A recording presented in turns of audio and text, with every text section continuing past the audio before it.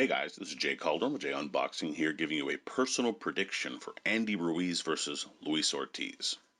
And as always, this is just my take. Of course, your predictions, bets, thoughts, so on and so forth can be left down in the comments section below. Pretty fun little heavyweight clash here between two guys who desperately need a win to kind of remain relevant in a kind of unpredictable division. So, love to hear your thoughts down in the comments section below. A little bit of fight info here. We have Ruiz versus Ortiz. Fun fact, I cannot for the life of me stop myself from wanting to call one by the other's name and vice versa. Don't know why. In any event, this hopefully will allow one of these fighters to become irrelevant, and I'll just get some help in this area. I'd really appreciate that. So that's why this fight's pretty interesting for me as well. Venue for this fight is going to be the Crypto.com Arena in Los Angeles, California. This is going to be airing live on pay-per-view. Why? Of course, in the heavyweight division. And it's a pretty interesting heavyweight clash. Of course, I call almost all fights interesting because I'm going to end up watching them regardless. Nonetheless, this actually is an interesting clash. Former titleist in Ruiz looking to kind of bounce back from a win against Chris Arreola where he didn't look great, and Ortiz coming off a win over Charles Martin where he seemed to drop every time a breeze hit the arena. It really wasn't much, then it kind of sent him right over. So both need a win and a convincing one to stay relevant in the division. Both have skills that can bring this win home. So again, it's an interesting fight. Let's get in here and break this one down. Starting with Andy Ruiz. For Ruiz to win, I think you want to jab your way in. You're going to want to be a bit of a boxer puncher if you're Ruiz. I don't think you want to go completely all out and just look to get into these wild exchanges. Against a counter puncher, I don't think that's great. At the same time, you're going to want to have opportunities where you can counter yourself and use your speed to your advantage. That being said, the best way to kind of set up all of this is by using that jab and, of course, stopping yourself from being too reckless. That double jab can also help switch it up, which I think will even allow for you to press him back a little bit. And what this can potentially help you with is, of course, when you have Ortiz who is looking to counter, that double jab can really offset a lot of his own timing and allow for you to press forward and land some of those combinations you're looking to work as the fight progresses. I would also want to work the left hook right hand if I was Andy Ruiz. This is pretty obvious for a righty facing a lefty. Both work really, really well, especially in combination, and this is something that Ruiz can land pretty successfully against any fighter, much less against the lefty whom it will be the most beneficial to use against. And especially if you have faster hands, you do have the speed advantage if you're the Mexican. You want to be able to get these shots off, and you'll be able to do it well. Again, you throw them well, you have the speed, and you're facing someone who's much slower, who is open to these just based on the stance. It's certainly something that can work for you. This will also work if you're disguising the left hook as a jab from time to time. As I've mentioned, you want to throw jabs anyway. This will kind of allow for you to maybe corkscrew it at that last moment, land that shot, and then line up your right hand, which I think can have your best success in this contest. And finally, speed, not power, would be my final key for Ruiz. Ruiz can crack a bit, don't get me wrong, but speed will be key in this fight for him. Ortiz is older and slower. Take advantage of it. Make that count.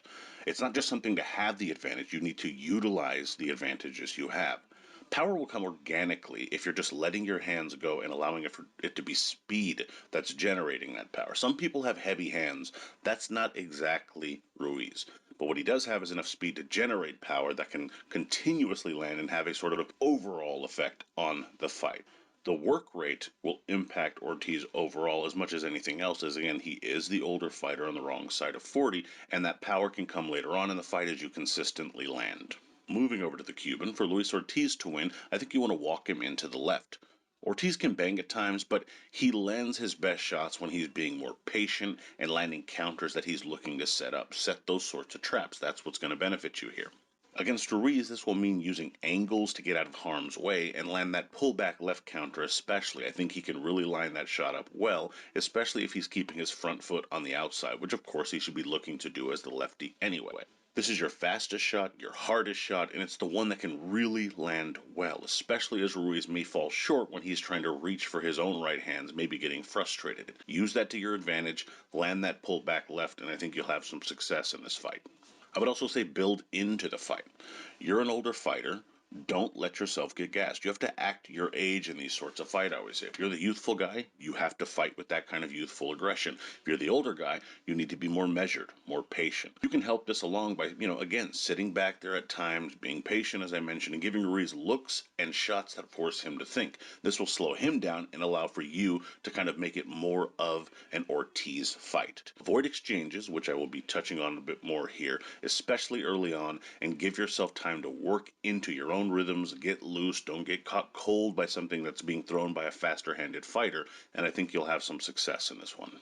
Finally, I would say counter, don't exchange. As I mentioned, consistently for Ortiz, countering will be key, but it will be especially important when Ruiz is looking to let his hands go, particularly if you're making him miss a bunch. He may get frustrated and may walk into shots, as we mentioned before. Exchanges make the fight 50-50 at heavyweight. The first guy to really land can really win the fight. The guy with faster hands usually edges it in his favor. Well-timed counters are really going to be what tip the scale back in your direction, which is why I think if you're Ortiz, that's what you're looking to have accomplished in this fight.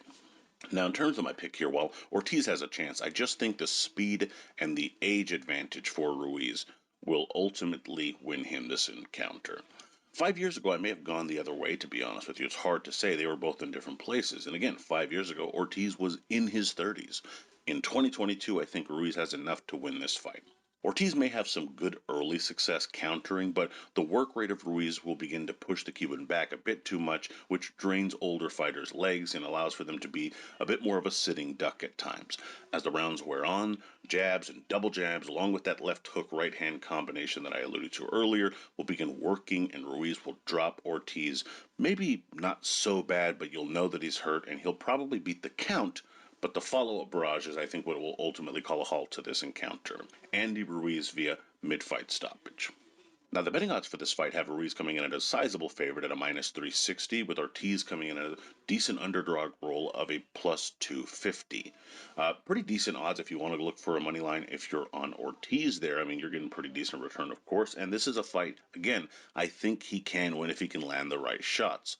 If your Ruiz is not a great deal of value in betting on him if that's your pick, but again, for Ortiz, I do see a sort of small to mid-sized bet there being a reasonable one because, quite frankly, this is a fight he could win. Age is really the only thing that I think really sets these odds right now. If you have something of a hunch here, I don't see why you couldn't lay a small bet on it and kind of roll the dice, if you will, because again, I think he is a live dog in this fight, to say the very least. Now, I didn't see an over-under bet yet. However, betting on either to win by stoppage was there, and it was appealing. I think Ruiz takes it by stoppage, as I've mentioned, and that's an even money bet. Again, if that's what you're looking to go with, I think that's a worthwhile endeavor. Meanwhile, you're at a plus 420 if you think Ortiz can stop him. And I do think he stops him if he does end up getting the win. A stoppage likely happens in any event, whether one or the other guy wins. Of course, I'm jinxing this is going to be the worst fight ever, but I do think this fight ends in a stoppage. So you have some decent, attractive options there in any event, whichever side you want to, kind of go with here. And again, it's a close fight to me in some respects. Those takes are pretty solid options for me either way. I believe, a mid-sized bet there would make a lot of sense for me personally. In any event, those are your odds. And my prediction record as of August 23, 2022 is 27-8-0 with 10 exact. But let me know what you guys think down in the comments. Would love to hear your thoughts, predictions, bets, so on and so forth. Do you think this fight goes the distance? Would love to hear your answers to that question in particular because I really don't see that happening. So love to hear that down in the comments. Please be sure to like, comment, share, subscribe, and follow me on Twitter at jcalderon_JOB, and you can email me at jagonboxing@gmail.com. I'd love to hear from you there. Also, be sure to check out jagonboxing.com for schedule, results, betting odds, rankings, all that good stuff. And as always, until next time.